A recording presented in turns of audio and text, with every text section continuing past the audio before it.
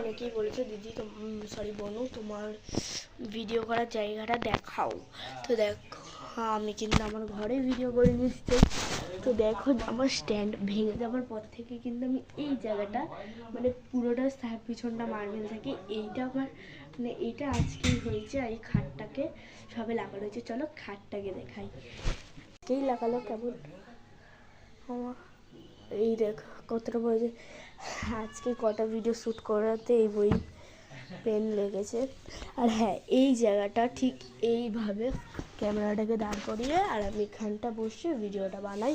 আর যেগুলো জুম টুম ওইগুলো আমি একটু আলাদাভাবে করি, ওটা তোমাদেরকে বলাটা যাবে না, কারণ ওই আসলে আমার এই জায়গাটা খুব ভালো লাগে। দেখো জানলা দিয়ে তুমি সব কিছু দেখতে পাবে, সব কিছু।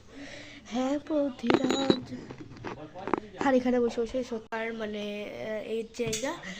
আর আমাদের যেহেতু 4টে ঘর, তো একটা মানে রুমের ভেতরে আমাদের পুরো বড় জায়গা, অনেক বড় জায়গা, তো ওটা দেখানো যাবে। কিন্তু তোমরা যদি ফুল ব্লগ চাও তাহলে নাহলে না।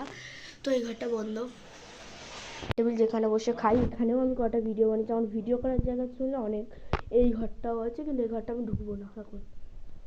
আর তারপরে আছে এইখানে আমি বেশি ভিডিও করি, কারণ এই জায়গাটা আমার খুব ভালো লাগে। আর একটাও ভিডিও, আর এই দেখো অনেক জায়গা আমার ঘরটার ভেতরে।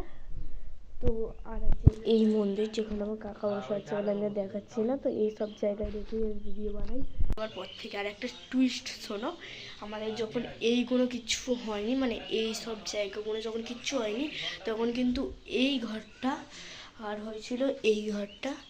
তো তখন কিন্তু এই জানলা ঘরের ভেতরে আমাদের একটা এক্সট্রা জানলা, দেখো ওই পারেও জানলা তোমরা দেখতে পাচ্ছ নিশ্চয়ই। তো আর ওই দেখো ওই জানলা দেখতেই পাচ্ছ, এই দুটো জানলা খোলা। আর তখন এইসব জিনিস ছিল না, পুরো বাইরেটা আমাদের বাইরেটা দেখতেই পাচ্ছ কতটা বড় ওয়ালে, মানে আমাদের প্রচুর বড়, এই পার্টটা অনেকটা বড়। ভাড়া কাটা ঠিক আছে, পরের ভিডিওতে দেখা বাই, আজকের মতো।